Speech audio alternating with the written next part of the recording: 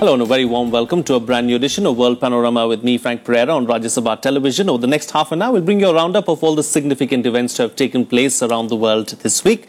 But first, a look at the headlines.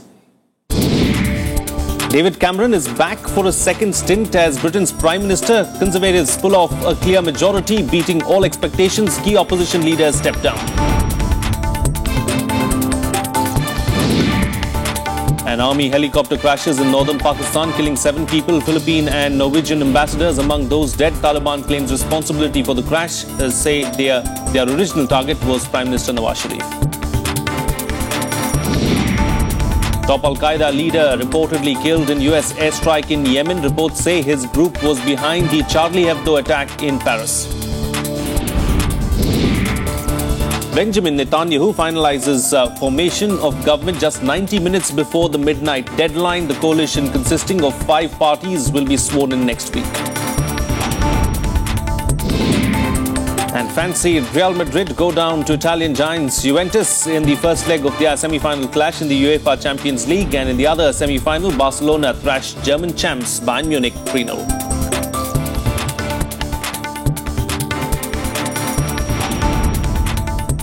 Our top focus on the programme this time around. Britain's Conservatives, led by David Cameron, secured an unexpected majority in the UK polls, grabbing 330 seats in the 650-member parliament. The results prompted the leaders of the opposition, Labour, Liberal, Democrat and UK Independence parties, to resign. As he returns for another term, Cameron has promised to lead a government for one nation and make Britain even greater.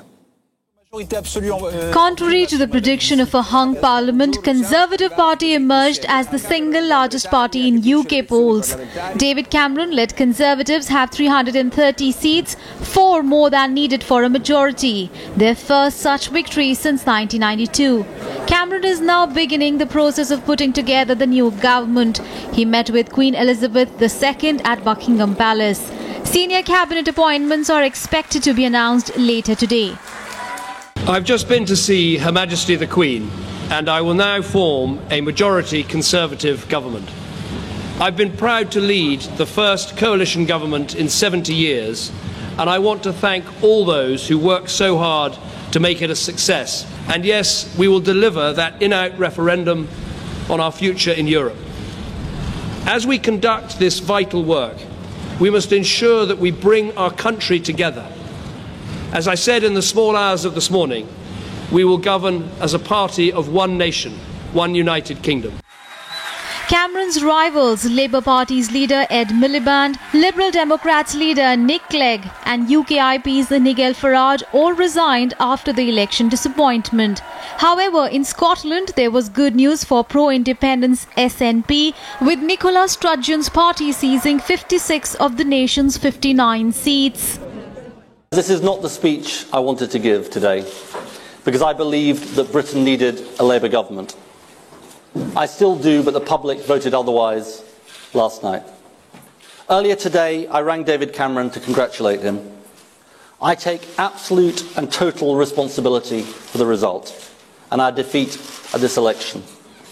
I'm so sorry for all of those colleagues who lost their seats. I always expected this election to be exceptionally difficult for the Liberal Democrats, given the heavy responsibilities we've had to bear in government in the most challenging of circumstances.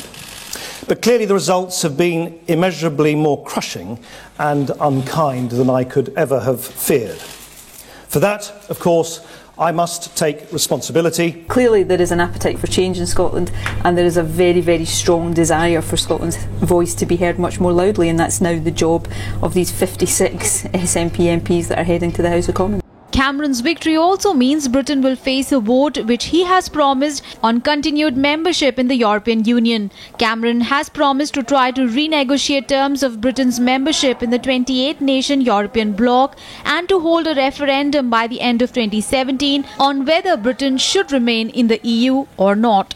Bureau Report, Rajya Sabha TV. Well, joining me for a chat on the show this week is Sandeep Dixit, Deputy Editor, The Tribune, Chandigarh. Welcome, Sandeep. Thank you for joining me on the program. Thank you so much. It's a privilege. You know, as far as these polls are concerned, the opinion polls predicted a hung verdict. But at the end of the day, the Tories got through comfortably Did you expect this, or did you think that, something there was a major turnaround in the last 24 hours? Yeah, frankly speaking, no one expected it. But there was a clear hint that the right-wing media in particular, they were hammering at this theme of a hung parliament with great vigor over there. And I suppose that's what compelled voters to really move into the direction of the Conservatives. And the Labour, as it is, as you know, were on a weak wicket because they were going to lose about 40-50 seats out there in Scotland. Yes. So they had very little chance, so to speak. And they had not done as much in a new Britain as that should be done. Because they were more being driven by the trade unions out there, who are becoming a spent force and who have not been able to deliver much to their support base. So in that sense, the media as well as Labour's own performance, that propelled the voters to have a change of heart, as you said, and really vote in the Conservatives. 56 out of 59 seats for the SNP in Scotland. That was a major surprise considering they had won less than 10 seats in 2010. It has been a major turnaround, but what does this mean for the party and what does it mean for the people of Scotland? Yeah, first of all, this is the first past the post principle. And that is why even in India, you had seen that with 31% of the votes, someone got a majority. Or even earlier, when they got 49% of the vote, another party, and they got 4/5 of the seats. So one, that is a first past the post system. Second, it demonstrates some troubled times ahead for Mr. Cameron. Yes. Because he will have to really give them something which the Conservatives as a rule do not want to give out. And apart from that difficulty, he's got other domestic difficulties also. So if he doesn't deliver on the domestic front, the pressure from Scotland will go on increasing, and we might see even a more shriller rhetoric taking place, which might move from greater devolution of powers to maybe separatism. We're going to see whether or not that's going to happen, we cannot tell right now, but we are definitely going to see a very noisy bunch of Scot MPs in the UK Parliament, aren't we? Absolutely, yeah. But let's move on and talk about what this means for India, really. Do you think that anything is going to change now that Cameron has been re-elected, or are things going to be the same? Well, first of all, there would be greater emphasis, the greater cooperation between India and England on counter-terrorism. In particular, there's this Indian worry over Iraq, for instance, and ISIS. And a lot of youngsters have been going over from both countries, not a lot from here, few from here and some from England, going over to ISIS or taking inspiration from that. So now England, as you know, has been involved in the Middle East mess right from the beginning. From the Sykes-Picot Accord to the Balfour Declaration and the false promises by Lawrence of Arabia.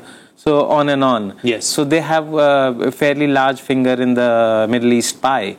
And information on counterterrorism and intelligence sharing will continue as before. But on Iraq and Afghanistan, for instance, we'll find that England will continue to follow whatever Washington says or decrees. So in that sense, there won't be independence. But there's another factor apart from Scotland, and that is whether England should remain in the European Union or not. Yes. And we are going to see a promised referendum later. And if England leaves the European Union, perhaps that would be better for India, because then its relationship with England will not be tied to extraneous factors such as two Italian Marines being detained here. So India can go in for instance, a free trade agreement with England on its own, if that happens, if it walks out of the European Union. In that sense, yes. But then England, as you know, has over the years been falling into irrelevance because they haven't been able to extract the surplus as they used to do during the colonial times. And that is why its importance has been really going down vis-a-vis India.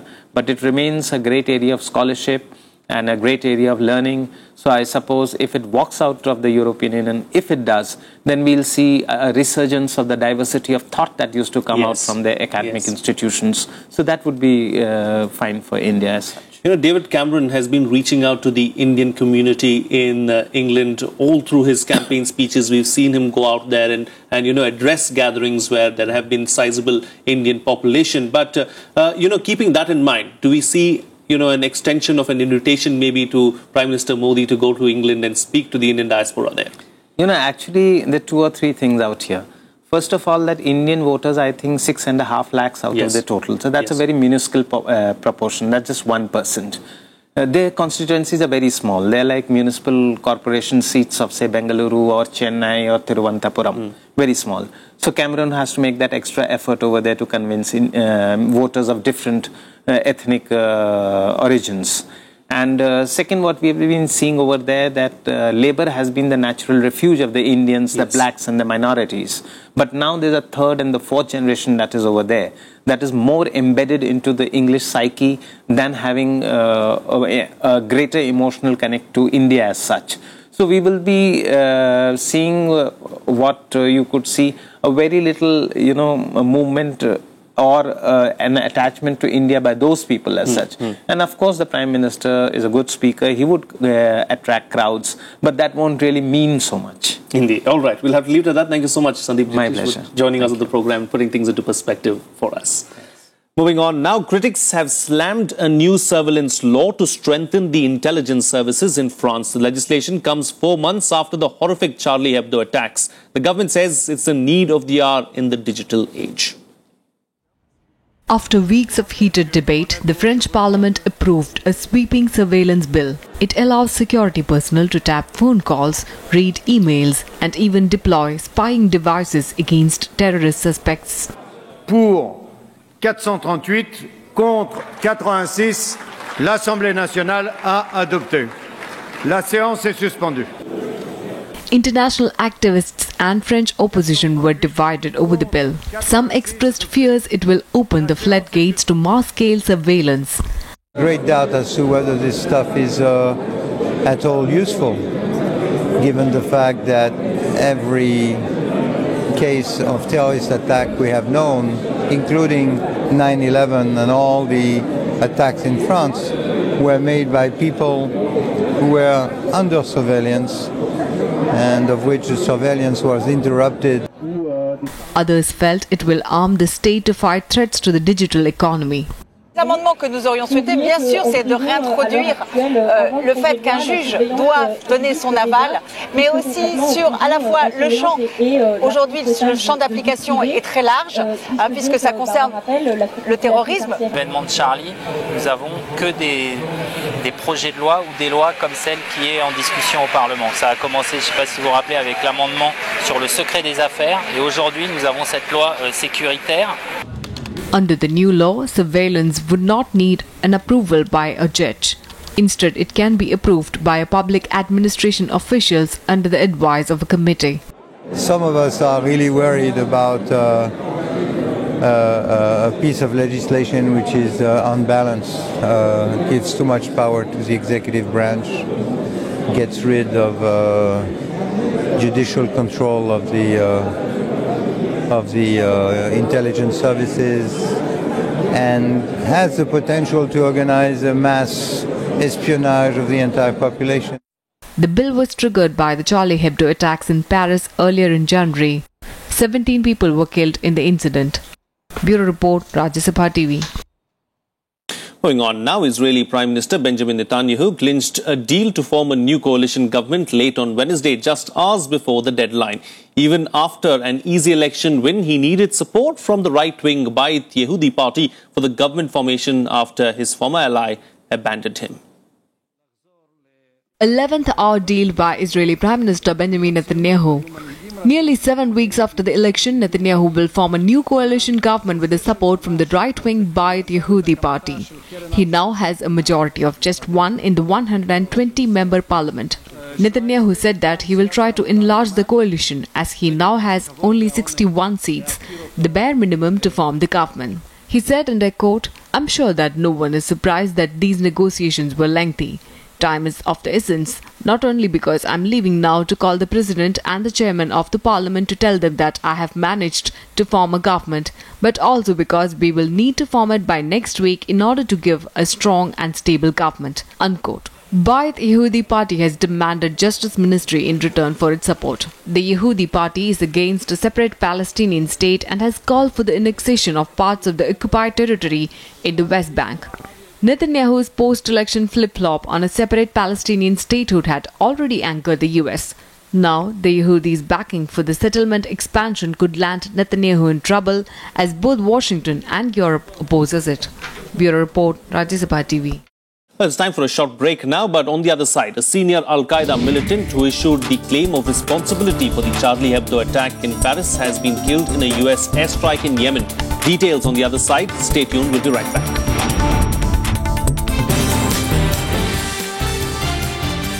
Welcome back. You're watching Rajya Sabha Television. Well, an Al-Qaeda operative claims in an online video that the US strike has killed one of its top militants. It is believed that Nasser al-Ansi has been killed by the airstrikes. A video showing Al-Qaeda operative Khalid Batarfi announcing Ansi's death was posted on Wednesday.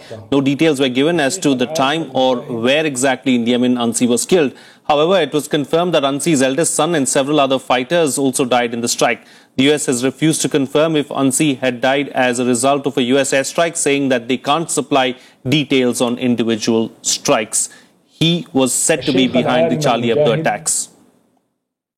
الشيخ العالم المجاهد أبا محمد نصر بن علي الآنسي الذي قتل إثر قصف أمريكي استهدفه مع ابنه الأكبر محمد.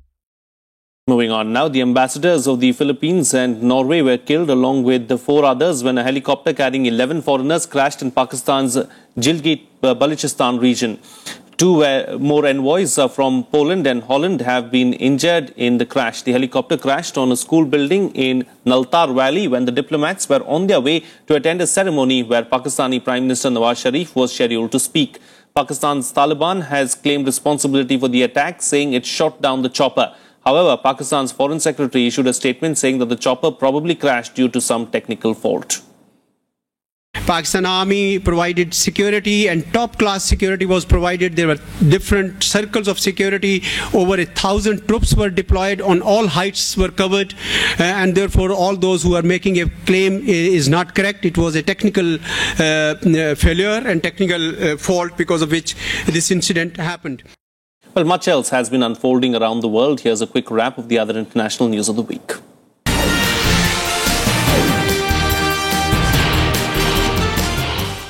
Russia and China signed a $25 billion deal to boost Chinese lending to Russian firms and a host of other accords, deepening economic cooperation.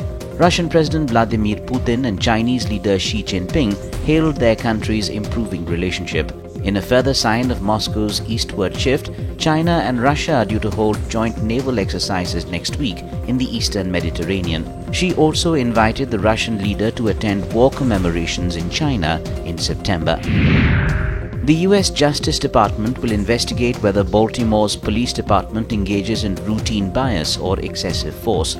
Mayor Stephanie Rawlings Blake requested the inquiry after a black man, Freddie Gray, suffered fatal injuries when arrested, sparking protests and riots. Blake said the community and the police had a fractured relationship. Baltimore is the latest of a series of US police departments that are being investigated by the federal government. A prominent Thai mayor has been arrested over a human trafficking scandal exposed by the discovery of mass graves in southern Thailand. Police said Banjong Pongphon was a key suspect in the investigation who wielded great influence in the area. Pongphon is mayor of Padang Besar, a sub-district in southern Songkhla province where 26 bodies were exhumed from mass graves last week. It is not yet clear what those exhumed from the graves died from. Saudi-led warplanes on Friday bombed targets in Yemen's Sada province, a bastion of Iranian-allied Houthi rebels. They also dropped leaflets asking civilians to leave one district a day after promising a harsh response to cross-border Houthi attacks. The airstrikes occurred after Houthi mortar and rockets were fired from Sada into the Saudi city of Najran near the border on Tuesday and Wednesday. Houthi shells also struck a village in the kingdom's Jizan province. Burundi's President Pierre Nkurunziza filed his candidacy to run for a 3rd term in power. He said elections will go well despite days of deadly protests at his controversial bid. At least 18 people have been killed and scores wounded since late April when the ruling CNDD-FDD nominated Nkurunziza to stand for re-election, triggering daily protests. Opposition parties and civil society groups say Nkurunziza's 3rd term bid violates both the constitution, which limits a president to 2 terms in office, and the accords that ended a 13-year civil war in 2006.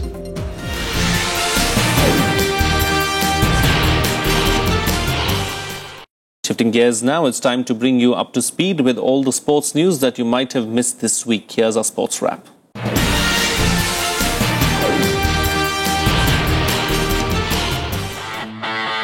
Juventus beat Real Madrid 2-1 in the first leg of their Champions League semi-final on Tuesday. Morata, who moved to Juventus in the off-season, didn't celebrate after scoring the opening goal in the 9th minute. Cristiano Ronaldo became the competition's all-time top scorer with Madrid's equaliser in the 27th minute, but his former Manchester United teammate Carlos Tevez restored Juventus' lead from the spot shortly before the end of the game. In the other semi-final, played a day later, Spanish giants Barcelona claimed victory at the Nou Camp on Wednesday. They beat Bayern Munich 3-0. Lionel Messi fired 2 goals in just 3 minutes, and in the 77th minute of the game, Neymar scored the 3rd goal for the team. Messi is now back as top goal scorer in the Champions League ahead of Real Madrid's Cristiano Ronaldo. Brazilian soccer legend Pelé underwent prostate surgery in a Sao Paulo hospital. The 74-year-old is said to be stable. This is the second time Pelé has been hospitalized in 6 months. He was treated for a urinary infection in November 2014 after having kidney stones removed. Two-time Olympic silver medalist Lee Chong-wei has been denied a wild card for the World Badminton Championship. The former world number 1 was expected to return to action on Sunday following an 8-month ban for doping, but denial of a wild card leaves Malaysia in an awkward selection position.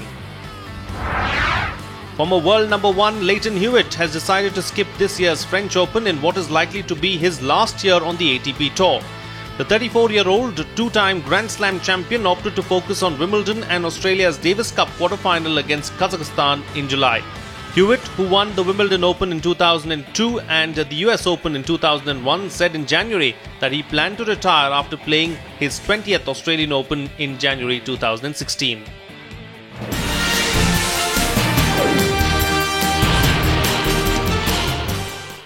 Moving on now, here's a look at what's creating a buzz in the world of show business. Here's our entertainment roundup.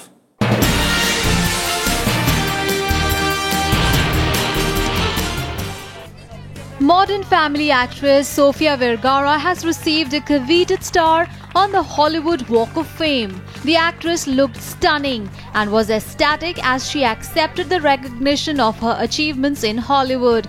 Vergara thanked the creators of Modern Family and said that she owed everything she had been able to do in America to the character of Gloria Pritchett. Vergara's fiancé Joe Manganiello was present at the event along with Modern Family co-stars. Sherlock and The Hobbit star Martin Freeman has joined the cast of Marvel's Captain America: Civil War. It is not yet known who he will play in the film, which is due for release in May 2016. Marvel said they had been consistently impressed and were honored and excited to have such a talented actor join the Marvel Cinematic Universe. Freeman won an Emmy Award and a BAFTA for playing Dr. John Watson in Sherlock.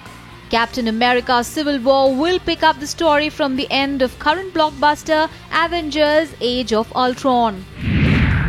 Hong Kong actor Jackie Chan has said he supports the use of the death penalty for some drug offenders. Chan, whose son was jailed for drug offences, said that with the drugs you are hurting thousands of young children. Jackie Chan is Singapore's first celebrity anti-drug ambassador. He was named official narcotics control ambassador by Chinese police in 2009. Both Singapore and China have enforced capital punishment for drug trafficking. Jennifer Aniston is to star in Mean Moms, a spin-off based on hit chick flick Mean Girls. The 46-year-old actress will reportedly play one of the mothers in the Shawn Anders directed film, which will show the competitive world of parenting in a small American town. The comedy is based on advice book Queen Bee Moms and Kingpin by Rosalind Wiseman, whose first book Queen Bees and Wannabes was the inspiration for original 2004 film Mean Girls. Kate Hudson is set to star in Summit Entertainment and Participant Media's BP Oil spill film Deepwater Horizon. The Pete Berg-directed film, which has also added Kurt Russell and John Malkovich to the cast, will see Hudson play the wife of Mark Wahlberg's lead character.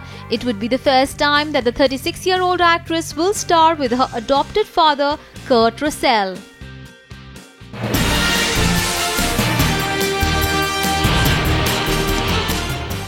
Well, Poland marked the 70th anniversary of the end of the World War II on Thursday midnight with a ceremony on the Waterplat Peninsula in Gdansk.